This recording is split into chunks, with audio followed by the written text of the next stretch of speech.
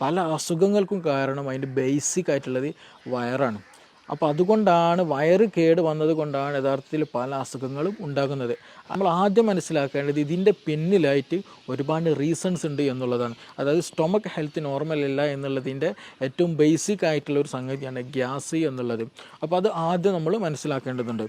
Gas രണ്ട് തരത്തിലുണ്ട് പ്രധാനമായിട്ടും. ഒന്ന് ഹൈപ്പർ അസിഡിറ്റിയിൽ വരുന്നുണ്ട്, ഹൈപ്പോ അസിഡിറ്റിയിൽ വരുന്നുണ്ട്.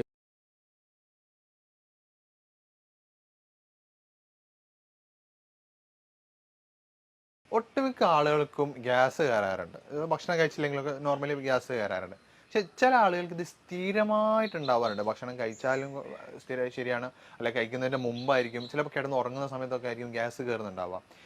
ഇങ്ങനെ സ്ഥിരമായിട്ട് ഗ്യാസ് കയറുന്ന ഈ ഒരു പ്രശ്നം നമുക്ക് പൂർണ്ണമായിട്ട് അല്ലെ ഒരു ശാശ്വതമായിട്ട് മാറ്റാൻ പറ്റുമോ? അല്ലെങ്കിൽ അത് പെട്ടെന്ന് ചില ഇപ്പോൾ പറഞ്ഞ പോലെ കിടന്നുറങ്ങുന്ന സമയത്തോ അല്ലെങ്കിൽ രാത്രിയൊക്കെ ഉള്ള സമയത്തൊക്കെ ആണെങ്കിൽ, അല്ലെങ്കിൽ നമ്മൾ ഒറ്റയ്ക്കാണെങ്കിൽ ആവുന്ന സമയത്തൊക്കെ ആണെങ്കിൽ ഇങ്ങനെ ഗ്യാസ് കയറി ബുദ്ധിമുട്ടാണെങ്കിൽ നമുക്ക് ആ സമയത്ത് തന്നെ ഗ്യാസ് കയറുന്ന ഇൻസ്റ്റൻ്റ് ആയിട്ട് പോകാൻ വേണ്ടിയിട്ട്, കയറിയ ഗ്യാസ് പെട്ടെന്ന് പുറത്തു പോകാൻ വേണ്ടിയിട്ട് നമുക്ക് എന്തൊക്കെ നമുക്ക് ചെയ്യാൻ പറ്റും? തീർച്ചയായിട്ടും നമുക്ക് നമ്മുടെ വീട്ടിനകത്ത് നിന്ന് തന്നെ ചില കോമ്പിനേഷനൊക്കെ ഉണ്ടാക്കി അടുക്കളയിൽ നിന്ന് തന്നെ നമുക്കെന്ത് ചെയ്യാം, ഗ്യാസിനുള്ള മെഡിസിൻസ് അതിന് അവൈലബിൾ ആണ്. അതേപോലെ തന്നെ ചോദ്യത്തിൽ വന്നതുപോലെ നമുക്കിതിന് പൂർണ്ണമായും മാറ്റാൻ പറ്റുമോ എന്നുള്ളതാണ്. ഒരുപാട് പേർക്ക് നമ്മുടെ ക്ലിനിക്കിൽ വരുമ്പോൾ ചോദിക്കുന്നൊരു ചോദ്യമാണ് ഗ്യാസിൻ്റെ ഇഷ്യൂ. അത് പലപ്പോഴും പറയില്ല, അതൊരു സൈലൻ്റ് ആക്കിയിട്ട് വെക്കും, അതൊരു സെക്കൻഡറി ആക്കിയിട്ട് പലപ്പോഴും വെക്കാറുണ്ട്. പക്ഷെ നമ്മൾ മനസ്സിലാക്കേണ്ട ഒരു കാര്യം, ഓൾമോസ്റ്റ് പല റീസൺസിന് പല അസുഖങ്ങൾക്കും കാരണം അതിൻ്റെ ബേസിക് ആയിട്ടുള്ളത് വയറാണ്. അപ്പോൾ അതുകൊണ്ടാണ് വയറ് കേട് വന്നത് കൊണ്ടാണ് യഥാർത്ഥത്തിൽ പല അസുഖങ്ങളും ഉണ്ടാകുന്നത്.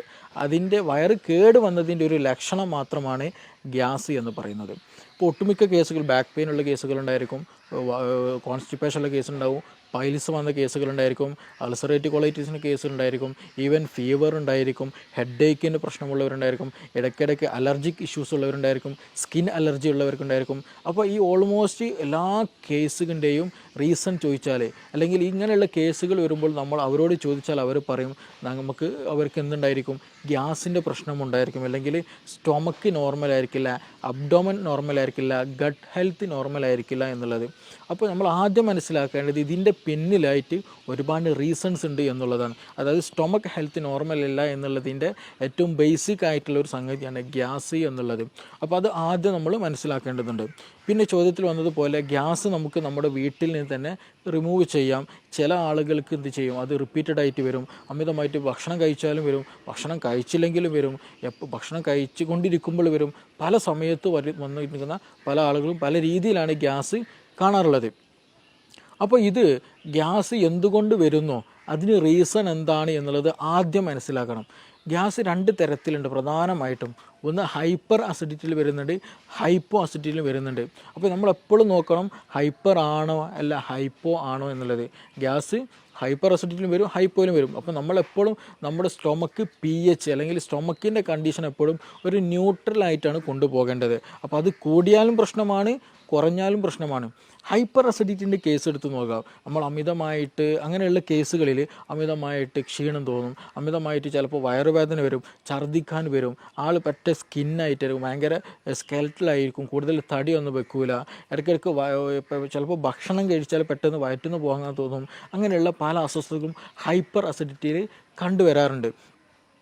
ഈ കേസുകളിൽ ഈ ഹൈപ്പർ അസിഡിറ്റി വരാനും ഒരുപാട് കാരണങ്ങളുണ്ട്. നമ്മൾ സ്പൈസി ആയിട്ടുള്ള ഫുഡുകൾ അമിതമായി കഴിക്കുക, കൂടുതൽ അസിഡിറ്റി കൂടിയ ഫുഡുകൾ, ഉപ്പിലിട്ടതൊക്കെ എന്ത് ചെയ്യുക, അമിതമായിട്ട് കഴിക്കുക, കൂടുതൽ ഉപ്പടങ്ങിയിട്ടുള്ള ഭക്ഷണം കഴിക്കുക, പിന്നെ അതുപോലെ തന്നെ ടെൻഷൻ കൂടുതലായി ഉണ്ടാകുക, പിന്നെ അതുപോലെ എച്ച് പൈലോറിക്കിന് ഇൻഫെക്ഷൻ വരിക. അപ്പോൾ ഈ പറഞ്ഞ സാധനങ്ങളൊക്കെ ഏതെങ്കിലും ഒന്നുണ്ടെന്നുണ്ടെങ്കിൽ അത് നമ്മുടെ സ്റ്റൊമക്കിലുള്ള എപ്പിത്തീലിയൽ ലെയറിന് എന്ത് ചെയ്യും, ട്രിഗർ ചെയ്തുകൊണ്ടിരിക്കും. അവിടെയുള്ള HCl പ്രൊഡക്ഷൻ അത് എന്ത് ചെയ്യും, കൂട്ടാൻ കാരണമാകും. അപ്പോൾ HClൻ്റെ പ്രൊഡക്ഷൻ കൂടുക, ഗ്യാസ്ട്രിക് സെക്രീഷൻ കൂടിക്കഴിഞ്ഞാൽ സ്വാഭാവികമായിട്ടും അവിടെ ഗ്രാജ്വലി എന്ത് ചെയ്യും, അവിടെ ഇൻഫ്ലമേഷൻ വരും, അവിടെ ഇൻഫെക്ഷൻ വരും. അതിൻ്റെ കൂടെ തന്നെ അവിടെ ഗ്യാസ് പ്രൊഡക്ഷൻ കാരണം ഗ്യാസ് സൈറ്റ് ഇങ്ങനെ തികട്ടിയിട്ട് വരും. ചിലപ്പോൾ വോമിറ്റിങ് വരും, ഛർദ്ദിക്കാൻ തോന്നും, ചിലപ്പോൾ നോസിയൻ്റെ അങ്ങനെ ഒരു ഫീലിംഗ് ഉണ്ടായിരിക്കും, തല ചുറ്റുന്നത് പോലെ തോന്നും, തലയിൽ എന്തോ ഹെവിനെസ് പോലെ, തലക്ക് കനമുള്ളത് പോലെയൊക്കെ തോന്നും. ഗ്രാജ്വലി ഇങ്ങനെയുള്ള ആളുകൾക്കാണ് എന്ത് പറയുക, തലയിൽ എന്തോ വെച്ചിട്ടുണ്ട്, അല്ലെങ്കിൽ മൈഗ്രെയിൻ പോലെയുള്ള ഒരു ഫീലിംഗ് വരെ ഇത് കാരണമുണ്ടാകും. അപ്പോൾ അതുകൊണ്ട് തന്നെ ചില ആളുകൾക്ക് ഭക്ഷണം ഈ കേസുകളിൽ ഈ ഹൈപ്പർ അസിഡിറ്റിൻ്റെ കേസുകളിലാണ് കൂടുതൽ ആളുകൾ മൈഗ്രെയിൻ പോലും ഉണ്ടാകുന്നത്. അപ്പോൾ അതിൻ്റെയൊക്കെ ബേസിക് റീസണും അല്ലെങ്കിൽ നമുക്ക് കാണാൻ കഴിയുന്നതാണ് ഈ പറയുന്ന ഗ്യാസാണ്. അപ്പോൾ എപ്പോഴും ഗ്യാസ് ഉള്ളവർ ശ്രദ്ധിക്കണം. അത് മേ ബി ഈവൻ ക്യാൻസർ വരെ നീളാൻ ചാൻസ് ഉണ്ട്. അതേപോലെ തന്നെ ഈ പറഞ്ഞ പോലെ മൈഗ്രെയിനിലേക്ക് വരാൻ നീളാനുള്ള ചാൻസ് ഉണ്ട്. അപ്പോൾ അതുകൊണ്ട് തന്നെ ഈ മൈഗ്രെയിൻ കേസുകൾ എടുത്ത് നോക്കിയാൽ അവർ പറയുന്ന റീസൺ എന്താണെന്ന് വെച്ചിട്ടുണ്ടെങ്കിൽ സമയത്തിന് ഭക്ഷണം കഴിച്ചില്ല എന്നുണ്ടെങ്കിൽ തലവേദന വരും എന്നുള്ളതാണ്. അപ്പോൾ സമയത്തിന് ഭക്ഷണം കഴിച്ചില്ല എന്നുണ്ടെങ്കിൽ എന്താണ് സംഭവിക്കുന്നത്? ഹൈപ്പർ അസിഡിറ്റി വരും. ഈ ഹൈപ്പർ അസിഡിറ്റി വന്നാൽ എന്ത് ചെയ്യും? തലവേദനയിലേക്ക് നയിക്കും എന്നുള്ളതാണ്. അപ്പോൾ അത് ഗ്രാജ്വലി എന്ത് ചെയ്യും? തലവേദനയിലേക്ക് നയിക്കും ഹൈപ്പർ അസിഡിറ്റി കാരണം എന്നുള്ളതാണ്. പിന്നെ മറ്റതേപോലെ തന്നെ റീസണാണ് ടെൻഷൻ വരിക എന്നുള്ളത്. എന്തെങ്കിലും ടെൻഷനായിട്ട് എന്തെങ്കിലും ഫ്യൂച്ചറിൽ അല്ലെങ്കിൽ പാസ്റ്റ് ടെൻഷൻ എന്നുള്ള വിഷയം പറയുമ്പോൾ നമ്മൾ എപ്പോഴും ചിന്തിക്കേണ്ട ഒരു കാര്യമാണ്. ഈ വ്യക്തി എന്തായിരിക്കും? ഒന്നുകിൽ ഫ്യൂച്ചറിൽ എന്തെങ്കിലും ഡ്രീം കണ്ടിട്ടായിരിക്കും നീങ്ങുക, അല്ലെങ്കിൽ പാസ്റ്റിൽ എന്തെങ്കിലും ഇഷ്യൂ ഓർത്തിട്ട് ഞാൻ അങ്ങനെ ചെയ്തുകൊണ്ടല്ലോ ഇങ്ങനെ ആയത്, അന്ന് അങ്ങനെ ചെയ്യുകയാണെങ്കിൽ ഇന്ന് ഇങ്ങനെ ആവില്ലായിരുന്നല്ലോ, അങ്ങനെയൊക്കെ ചിന്തിച്ചുകൊണ്ടിരിക്കും. ഫ്യൂച്ചറിലുള്ള ആളെങ്കിലോ എനിക്ക് 2 കൊല്ലം കഴിഞ്ഞിട്ട് ഇത് എക്സാം പാസ്സാവണം, അല്ലെങ്കിൽ വീട് വെക്കണം, മകളെ കെട്ടിക്കാനുണ്ട്, കടം കൊടുക്കാനുണ്ട്. ഇപ്പോഴൊന്നല്ലേ 2 വർഷം 5 വർഷം 10 വർഷം ശേഷമായിരിക്കും. പക്ഷെ ആ ഒരു ചിന്തയിലായിരിക്കും എല്ലാ വർക്കുകളും. ഈവൻ ഉറങ്ങാൻ പോകുമ്പോഴും ഉണർന്നെണീക്കുമ്പോഴും ആ മൈൻഡ് സെറ്റിലായിരിക്കും. അപ്പോൾ അത് ഗ്രാജ്വലി എന്ത് ചെയ്യും? ടെൻഷനായി മാറി പിന്നീട് എന്ത് ചെയ്യും? നമ്മുടെ വയറ്റിലുള്ള ഗ്യാസ്ട്രിക് സെക്രീഷൻ വല്ലാണ്ട് കൂട്ടിക്കളയും. ഞാൻ നേരത്തെ പറഞ്ഞതുപോലെ തന്നെ എന്ത് ചെയ്യും? നമ്മുടെ HCl ഒക്കെ പ്രൊഡക്ഷന് കൂട്ടിക്കളയും. അപ്പോൾ കൂടുതലായിട്ട് സ്റ്റൊമക്ക് സെക്രീഷൻസ് കൂടിക്കഴിഞ്ഞാൽ HCl പ്രൊഡക്ഷൻ കൂടിക്കഴിഞ്ഞാൽ എന്ത് ചെയ്യും? ഇൻഫെക്ഷൻ വരും, ഇൻഫെക്ഷൻ വരും, മറ്റു പല അസ്വസ്ഥതകളുണ്ടാവും. നേരത്തെ പറഞ്ഞതുപോലെ അതും എന്ത് ചെയ്യും? ടെൻഷൻ കൂടുന്നതും മൈഗ്രെയിനിലേക്ക് നയിക്കും എന്നുള്ളതാണ്.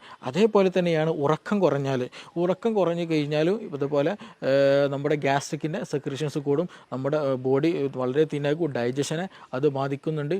അപ്പോൾ ഉറക്കം കുറഞ്ഞു കഴിഞ്ഞാലും നേരത്തെ പറഞ്ഞതേപോലെ തന്നെ എന്താണ് ഈ മൈഗ്രെയിൻ്റെ ഇഷ്യൂ കാണാറുണ്ട്. അപ്പോൾ ഇതിൻ്റെയൊക്കെ ഈ ഗ്യാസ്ട്രിക് സെക്രീഷൻ കൂടുന്ന കണ്ടീഷനാണ് ഈ പറഞ്ഞിട്ടുള്ള ഫുഡ്, സ്പൈസി ആയിട്ടുള്ള ഫുഡ്, കൂടുതൽ അസിഡിറ്റി കൂടിയിട്ടുള്ള ഉപ്പിലിട്ടത് കഴിക്കുന്നത്, അതേപോലെ ടെൻഷൻ വരുന്നത്, അതേപോലെ H. പൈലോറിക്കിൻ്റെ ഇൻഫെക്ഷൻ വരുന്ന കണ്ടീഷനുകളൊക്കെ അതിൽ വരുന്ന കാറ്റഗറിയാണ് ഹൈപ്പർ അസിഡിറ്റി എന്നുള്ള കാറ്റഗറി. അപ്പോൾ ഇങ്ങനെയുള്ള കേസുകൾ നമുക്ക് നോർമലി ആയിട്ടുണ്ടെങ്കിൽ നമുക്ക് എന്ത് ചെയ്യാന്ന് വെച്ചാൽ ഒന്ന് സിമ്പിളായിട്ട് ചെയ്യാൻ പറ്റാവുന്ന ഒന്നാണ് ഈ ലെമൺ ടീ കുടിക്കുക എന്നുള്ളത്. നല്ല ഇഷ്യൂസ് ഉണ്ടെങ്കിൽ, ഇപ്പോൾ നിങ്ങൾക്ക് മൈഗ്രെയിൻ്റെ ഇഷ്യൂ ഉണ്ട്, ഗ്യാസ്ട്രിക്കിന് ഭയങ്കര അസ്വസ്ഥത, ഛർദ്ദിക്കാൻ തോന്നുന്നു, അല്ലെങ്കിൽ ഒരു അസ്വസ്ഥത ഫീൽ ചെയ്യുന്നുണ്ടല്ലോ, ആ ഒരു സമയത്ത് തന്നെ ഒരു ഗ്ലാസ്സിൽ ഒരു എന്താ ചെയ്യുക, ചെറിയ രൂപത്തിൽ ഒരു നാരങ്ങ കംപ്ലീറ്റ് നീരെടുത്തിട്ട് തന്നെ ഒരു ലെമൺ ടീ ഉണ്ടാക്കി കുടിച്ചാൽ വളരെ നല്ല റിസൾട്ടാണ്. ആ വോമിറ്റിംഗ് ടെൻഡൻസി, അതുപോലെ തലക്കൊരു കറക്കം, ഒരു തല ചുറ്റുന്നത് പോലെ ഫീൽ ചെയ്യുക, അതൊക്കെ ഒരു വിത്തിൻ മിനിറ്റ്സിനുള്ളിൽ തന്നെ നമുക്ക് ക്യൂറായിട്ട് നമുക്ക് കൊണ്ടുപോകാം. പക്ഷെ അത് ആ സമയത്ത് കറക്റ്റ് ടൈമിൽ തന്നെ ചെയ്യണം. ഈവൻ നല്ല ഇഷ്യൂവിലേക്ക് എത്തിക്കഴിഞ്ഞ് കഴിഞ്ഞാൽ അത്ര റിസൾട്ട് ഉണ്ടാകണമെന്നില്ല. അപ്പോൾ ആ ഒരു സമയത്ത് തന്നെ, അസ്വസ്ഥത തുടങ്ങുന്ന സമയത്ത് തന്നെ ചെയ്യുക. അതേപോലെ സമയത്തിന് ഫുഡ് കഴിക്കുക, ഹൈപ്പർ അസിഡിറ്റി വരാതെ നമ്മൾ പരമാവധി ശ്രദ്ധിക്കുക എന്നുള്ളതാണ്. പിന്നെ ഇത് ഹൈപ്പർ അസിഡിറ്റിയുടെ കേസിലാണ്. മറ്റൊരു കേസുണ്ട്, രണ്ടാമത് ഹൈപ്പോ അസിഡിറ്റി എന്നുള്ളതാണ്. ഈ ഹൈപ്പോ അസിഡിറ്റിയുടെ കേസിൽ സിമ്പിളായിട്ട് പറഞ്ഞാൽ ഇങ്ങനെ തിരിച്ചറിയാമെന്ന് ചോദിച്ചാൽ, ചില ആളുകൾ ഭക്ഷണം കഴിച്ചു കഴിഞ്ഞാൽ ഒരു ഖനം പോലെ ഉണ്ടാകും, വയറെന്തോ ഫില്ല് കഴിഞ്ഞ പോലെ. രാവിലെ ഭക്ഷണം കഴിച്ചതായിരിക്കും, വൈകുന്നേരമായിട്ട് പോലും വിശപ്പില്ല, അല്ലെങ്കിൽ ദാഹമില്ല, അങ്ങനെ ഒരു ഫീലിങ്ങേ പോലും തോന്നുന്നില്ല എന്നുള്ളതാണ്. അതേപോലെ തന്നെ ഇവർക്ക് ഉണ്ടാകും വയറ്റിന് ശരിയായ രീതിയിൽ ശോധന ഉണ്ടാകില്ല. അപ്പോൾ ഇങ്ങനെയുള്ള കേസുകൾ എന്താണെന്ന് വെച്ചാൽ ഒരുപാട് സമയം എന്ത് ചെയ്യും? നമ്മൾ കഴിക്കുന്ന ഭക്ഷണങ്ങൾ ഇങ്ങനെ കെട്ടിക്കിടക്കും, വയറ് ശരിക്കും ദഹിക്കാണ്ട്. കാരണം എന്താണ്? ദഹിക്കണമെന്നുണ്ടെങ്കിൽ ഗ്യാസ്ട്രിക് സെക്രീഷന് ഒരു നോർമൽ ലെവലെങ്കിലും വേണം. അപ്പോൾ ആ നോർമൽ ലെവൽ പോലും ഇല്ലാണ്ട് കുറഞ്ഞ അളവിലാണ്, വേണ്ടതൊന്നും ഇല്ല ദഹിക്കാൻ. അപ്പോൾ അങ്ങനെ വരുമ്പോൾ എന്ത് ചെയ്യും? വയറ്റിൽ ഈ നമ്മൾ കഴിച്ച ഭക്ഷണ പദാർത്ഥങ്ങൾ അവിടെ നിന്നിട്ട് അവിടെ എന്ത് ചെയ്യും? ബാക്ടീരിയൻ്റെ ഗ്രോത്ത് നടക്കും, അങ്ങനെ ബാഡ് സ്മെല്ലുള്ള കിഴിവാഴ് പ്രൊഡ്യൂസ് ചെയ്യും. പിന്നെ ഇതുപോലെ ശോധന ശരിക്കും ലഭിക്കില്ല, ചിലപ്പോൾ വയറുവേദന ഉണ്ടാകും, വയറ് വീർത്ത പോലൊരു ഫീലിംഗ് ഉണ്ടാകും, വിശപ്പുണ്ടാകില്ല. ഇങ്ങനെയുള്ളവർക്ക് എന്ത് ചെയ്യും? ഓക്കാനം പോലെയുള്ള അസ്വസ്ഥതകൾ ഉണ്ടാകാറുണ്ട്. അപ്പോൾ ഇങ്ങനെയുള്ള കേസുകൾ എന്താ വെച്ചാൽ ദഹനക്കുറവാണ്, അല്ലേ? ഹൈപ്പോ അസിഡിറ്റിയുടെ കേസുകളാണ്. അപ്പോൾ നമ്മൾ അതിന് ദഹനത്തെ പ്രൊമോട്ട് ചെയ്യണം. അവിടെ ദഹനം നടന്നാൽ കൂടുതലായിട്ട് HCl, ഗ്യാസ്ട്രിൻ പോലെയുള്ള പ്രൊഡക്ഷൻസ് കൂടിക്കഴിഞ്ഞാൽ ദഹനം സുഗമമായി നടക്കും, ഈ പ്രശ്നങ്ങളൊന്നും ഉണ്ടാകില്ല. അപ്പോൾ ആ ഒരു സമയത്ത് നമ്മൾക്ക് ഏറ്റവും ബെസ്റ്റ് നമ്മുടെ അടുക്കളയിലുള്ള സ്പൈസസ് ഉപയോഗിക്കുക എന്നുള്ളതാണ്. അത് കരുതി നല്ല ചുവന്ന മുളകിൻ്റെ പൊടി ഉപയോഗിക്കുക എന്നുള്ളതല്ല. നമുക്ക് മല്ലി വളരെ നല്ല മെഡിസിൻസാണ്. മല്ലി തിളപ്പിച്ച വെള്ളം കുടിക്കുക എന്ന് പറഞ്ഞാൽ നമ്മുടെ ഉള്ളിലുള്ള ഫീവർ, പനി ഉണ്ടെന്നുണ്ടെങ്കിൽ ചില ആളുകൾക്ക് മേലും കൈക്ക് കോച്ച് പിടിക്കുന്ന ഒരു ഇതുണ്ടായിരിക്കും, അതിന് നല്ലതാണ്. അതേപോലെ ഗ്യാസിന് വളരെ നല്ല റിസൾട്ടാണ് ഈ നമ്മൾ എന്ത് ചെയ്യുക, ഡെയിലി കുടിക്കുന്ന വെള്ളത്തിൽ എന്ത് ചെയ്യാന്നുണ്ടെങ്കിൽ ഒരു കലത്തിൽ ഒരു പാത്രത്തിൽ രാവിലെ എണീക്കുന്ന സമയത്ത് തന്നെ കുറച്ച് നമ്മൾ ജീരകവെള്ളം ഉണ്ടാക്കുന്ന അതേപോലെ തന്നെ എന്ത് ചെയ്യുക, കുറച്ച് മല്ലി ഇട്ടിട്ട് നന്നായിട്ട് തിളപ്പിച്ച് ആ തിളപ്പിച്ചാറിയ വെള്ളം എന്ത് ചെയ്യുക, ദാഹിക്കുന്ന സമയത്തും ഭക്ഷണം കഴിക്കുന്ന സമയത്തൊക്കെ എന്താ ചെയ്യുക, ആ വെള്ളം ഇങ്ങനെ കുടിച്ചുകൊണ്ടിരിക്കുക. അത് ഗ്യാസ് നന്നാവാനും നന്നായിട്ട് പുറന്തള്ളാനും ദഹനം നന്നാകാനും ശോധനം കിട്ടാനൊക്കെ വളരെ വളരെ നല്ല ബെസ്റ്റ് റിസൾട്ട് ഉള്ളതാണ് ഈ മല്ലി, കൊത്തമ്പാലി അല്ലെങ്കിൽ ക്യുമിൻ എന്നുള്ള ആ സംഗതി. അപ്പോൾ അതെന്ത് ചെയ്യുക, വളരെയധികം നല്ല ബെനിഫിഷ്യലാണ്. പിന്നെ അതേപോലെ തന്നെ നമുക്ക് ചെയ്യാൻ പറ്റുന്നതാണ്, വീട്ടിൽ നിന്ന് ചെയ്യാൻ പറ്റാവുന്ന കാര്യമാണ് വെളുത്തുള്ളി കഴിക്കുക എന്നുള്ളത്. വെളുത്തുള്ളി ചുട്ട് കഴിക്കുന്നത്, പച്ചക്ക് കഴിക്കുന്ന പ്രശ്നമില്ല, അങ്ങനെയും ചില കഴിക്കാം. പക്ഷേ ഇതേ വെളുത്തുള്ളി എന്ത് ചെയ്യാണ്, ഹൈപ്പർ അസിഡിറ്റി ഉള്ളവർ ഉപയോഗിച്ചാൽ അവർക്ക് അസ്വസ്ഥത കൂടും, അവർക്ക് പല അസ്വസ്ഥതകളും ബുദ്ധിമുട്ടുകളും അവർക്ക് എന്ത് ചെയ്യും, ഫീൽ ചെയ്യാനുള്ള സാധ്യത വളരെ വളരെ കൂടുതലാണ്. അപ്പോൾ ഹൈപ്പോ അസിഡിറ്റിൻ്റെ കേസിലാണെങ്കിൽ മാത്രമാണ് ഈ വെളുത്തുള്ളി കൂടുതൽ എഫക്റ്റീവായിട്ട് ഫീൽ ചെയ്യുകയുള്ളൂ, ദഹനം കൂടുതൽ പ്രൊമോട്ട് ചെയ്യുകയുള്ളൂ. പിന്നെ നമുക്കിതിൽ കൂടെ ഇഞ്ചി വളരെ നല്ലതാണ്. അപ്പോൾ ഇഞ്ചി, ഗ്രാമ്പു, പട്ട പോലെയുള്ള സ്പൈസസുകളൊക്കെ നമ്മുടെ ഭക്ഷണത്തിൽ ഉൾപ്പെടുത്തുക. അത് വെച്ചുള്ള കഷായങ്ങൾ അത് അതേപോലെ തന്നെ എന്ത് ചെയ്യുക, ഭക്ഷണത്തിൽ ഉൾപ്പെടുത്തി കഴിക്കുന്നതൊക്കെ ദഹനം കൂട്ടാൻ വളരെ ഹെൽപ്ഫുള്ളാണ്. അപ്പോൾ അങ്ങനെയുള്ള സംവിധാനങ്ങൾ, അങ്ങനെയുള്ള മരുന്നുകളൊക്കെ എന്ത് ചെയ്യാന്ന് വെച്ചാൽ നമ്മുടെ ഭക്ഷണത്തിൽ മിങ്കിൾ ചെയ്തിട്ട് അത് ഭക്ഷണത്തിൻ്റെ കൂടെ ഒഴിവാക്കാനുള്ളതല്ല, അത് ഭക്ഷണത്തിൻ്റെ ഒരു പാട്ടാക്കി തന്നെ നമ്മൾ ഉപയോഗിക്കുകയാണെന്നുണ്ടെങ്കിൽ നമ്മൾ കഴിക്കുന്ന ഭക്ഷണം എന്ത് ചെയ്യും, ദഹിക്കാൻ കൂടുതൽ സുഗമമാക്കാൻ കഴിയും. ഇതിന് സ്ഥിരമായിട്ട് മരുന്നുണ്ടോ, ഇതെങ്ങനെ സ്ഥിരമായിട്ട് വരാതിരിക്കാൻ ശ്രദ്ധിക്കുക എന്നുള്ളത് ഒരു ചോദ്യം ചോദിക്കേണ്ടായി. അപ്പോൾ നമ്മൾ ഈ കേസിൽ ശ്രദ്ധിക്കേണ്ടത് ഞാൻ നേരത്തെ പറഞ്ഞതുപോലെ ഇത് നമ്മൾ ദഹനവുമായി ബന്ധപ്പെട്ടതാണ്. അപ്പോൾ ഇതൊരു ലൈഫ് സ്റ്റൈൽ ഡിസീസാണ്. നമ്മൾ തോന്നിയ സമയത്ത് ഉറങ്ങുക, തോന്നിയ അതുപോലെ ജീവിക്കുക, തോന്നിയത് തിന്നുക എന്നുള്ള ഒരു കൺസെപ്റ്റ് നമുക്കിവിടെ ഒരിക്കലും പോസിബിൾ അല്ല ഈ ഹൈപ്പോ അസിഡിറ്റി ഉള്ളവർ. അപ്പോൾ നമ്മൾ ഭക്ഷണം സമയത്തിന് കഴിക്കുക, ആവശ്യത്തിന് കഴിക്കുക, ആവശ്യമുള്ള അളവിൽ കഴിക്കുക, ക്വാളിറ്റി ഉള്ളത് ക്വാണ്ടിറ്റി കുറച്ച് കൊണ്ട് എന്ത് ചെയ്യുക, കൂടുതൽ നല്ല രീതിയിൽ കഴിക്കുക എന്നുള്ളതാണ്.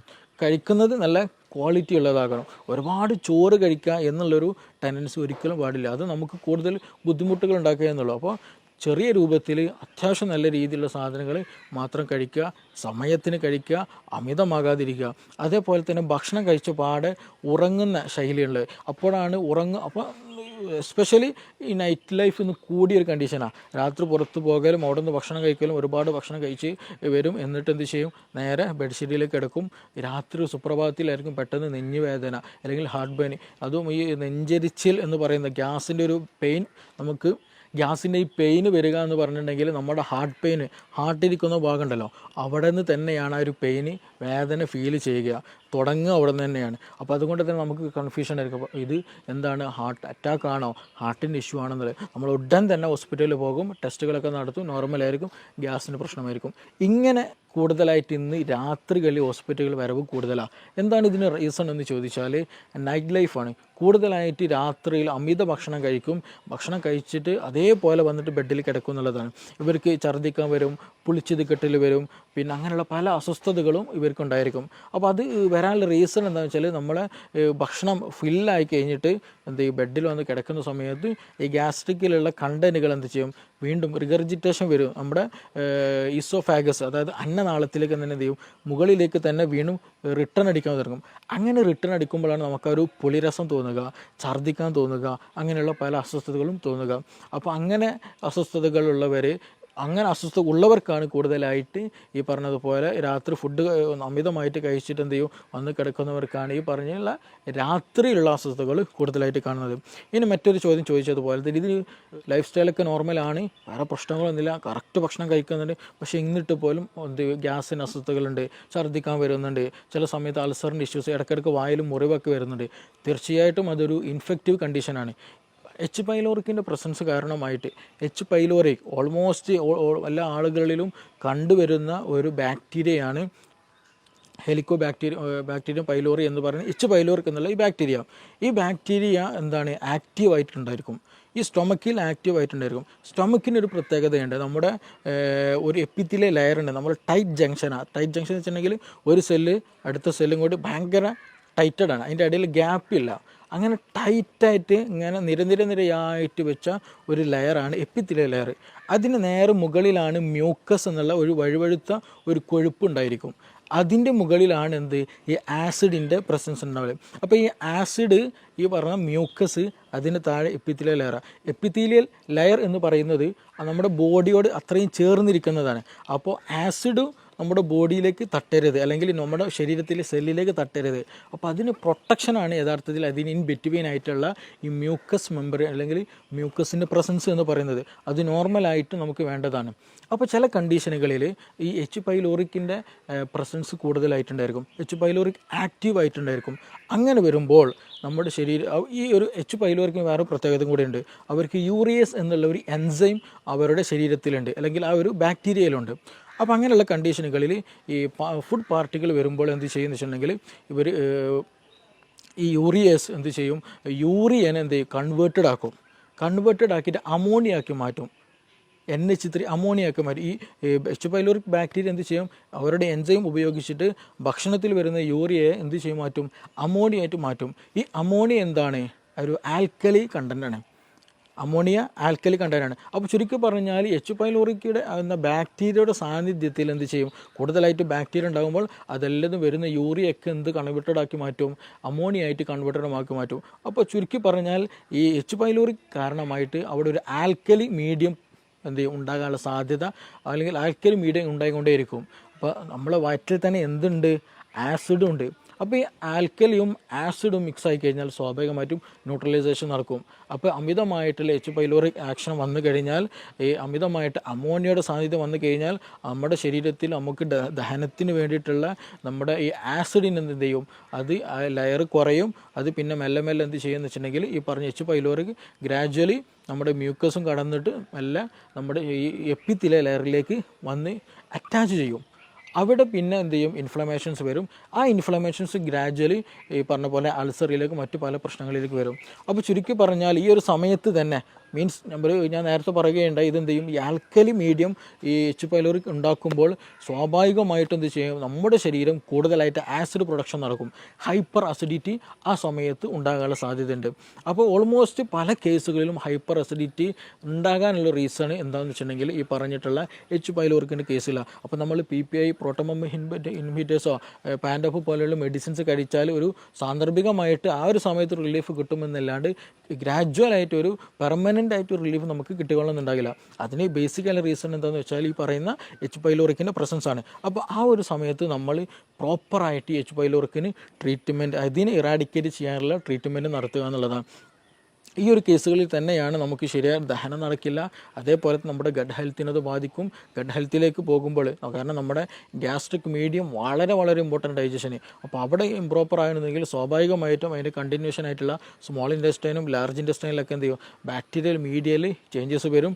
അങ്ങനെ ചേഞ്ചസ് വന്നാൽ ഗട്ട് ലീക്ക് പോലെയുള്ള പ്രശ്നങ്ങളുണ്ടാകും. ഗട്ട് ലീക്ക് എന്ന് പറഞ്ഞാൽ നമ്മുടെ ഗട്ട് വാള്, അതായത് ഞാൻ നേരത്തെ പറഞ്ഞതുപോലെ ഈ സ്റ്റൊമക്കിനുള്ള ലൈനിങ് പോലെ അതേപോലെ ഒരു ലൈനിങ് എന്തിനുണ്ട്, നമ്മുടെ കുടലിനുണ്ട്.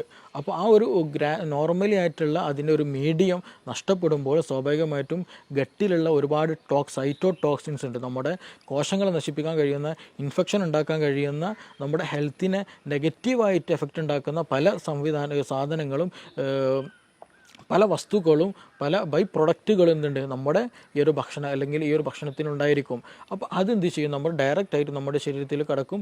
അത് പിന്നീട് ഓട്ടോ ഇമ്മ്യൂൺ ഡിസീസുകളായിട്ട് പലപ്പോഴും ഉണ്ടാകാറുണ്ട്. അപ്പോൾ ചുരുക്കി പറഞ്ഞാൽ നമ്മുടെ ഗട്ട് ഹെൽത്തും നമ്മുടെ സ്റ്റൊമക്കിൻ്റെ ഹെൽത്തും വളരെ വളരെ ഇമ്പോർട്ടൻ്റ് ആണ്. അപ്പോൾ എച്ച് പൈലോറിക്കിൻ്റെ പ്രസൻസ് ഉണ്ടായിക്കൊമ്പോഴാണ് പലപ്പോഴായിട്ട് ഈ നിരന്തരമായിട്ടുള്ള ഗ്യാസിൻ്റെ ഇഷ്യൂസ് ഉണ്ടാവുക, മാറാത്ത ഗ്യാസിൻ്റെ പ്രശ്നങ്ങൾ ഉണ്ടാവുക. അതിന് നമ്മൾ പ്രോപ്പറായിട്ടുള്ള ട്രീറ്റ്മെൻറ്റ് എടുക്കുക എന്നുള്ളതാണ് ഏറ്റവും ബെസ്റ്റായിട്ട് നമ്മൾ ചെയ്യേണ്ടത്. എച്ച് പൈലോറിക്കിന് വേണ്ടിയുള്ള ട്രീറ്റ്മെൻറ്റ് എടുക്കുക, ഗ്യാസിന് വേണ്ടിയിട്ടുള്ളതല്ല.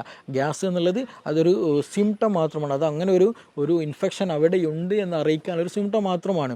അപ്പോൾ അതിനു വേണ്ടി നമ്മൾ ചെയ്യേണ്ടത് ഗ്യാസിന് ട്രീറ്റ്മെൻറ്റ് ചെയ്യുക എന്നുള്ളതല്ല. എച്ച് പൈലോറിക്കിൻ്റെ പ്രസൻസ് ഉണ്ടോ എന്നുള്ളതിനുള്ള ഒരുപാട് മെത്തേഡുകളുണ്ട്. ബേരിയം വീൽ എക്സ്റേകൾ ചെയ്യാവുന്നതാണ്. പിന്നെ അതേപോലെ തന്നെ യൂറിയ ബ്രീത്ത് ടെസ്റ്റുകളുണ്ട്.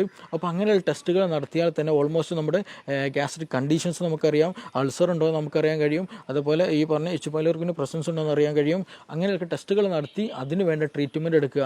അപ്പോൾ അതിന് ഇരട്ടി മധുരം, നമ്മളെപ്പോഴും കേട്ടിട്ടുള്ള സംഗതിയാണല്ലോ ഇരട്ടി മധുരം. ഈ എച്ച് പൈലോറി ഇൻഫെക്റ്റഡ് ആയി കഴിഞ്ഞാൽ അതിന് ഏറ്റവും ബെസ്റ്റുള്ള ഒരു ഒറ്റമൂല് അത് ഇരട്ടി മധുരം ഏറ്റവും നല്ല ബെനിഫിഷ്യലാണ്.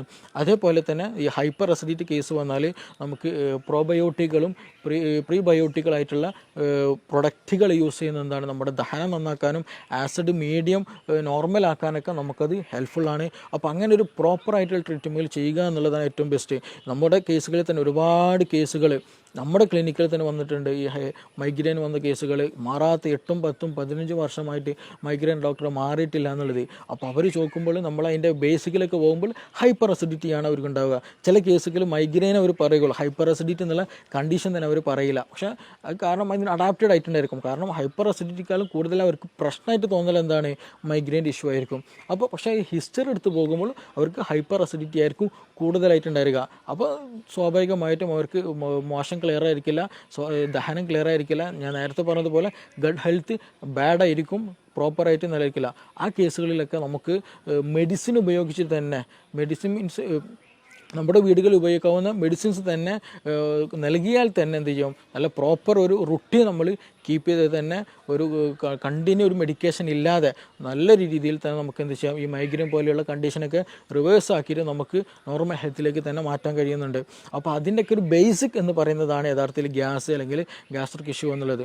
അപ്പോൾ ഇതിന് പ്രോപ്പർ ട്രീറ്റ്മെൻറ്റ് ഉണ്ട്, പ്രോപ്പർ വേ ഓഫ് ലിവിങ് ഉണ്ട്. അപ്പോൾ അത് ഏത് റൂട്ടിലാണോ ഏതാണോ പ്രശ്നം എന്നുള്ളത് ഐഡൻറ്റിഫൈ ചെയ്യുക എന്നുള്ളതാണ് ഫസ്റ്റ് നമ്മൾ ചെയ്യേണ്ടത്.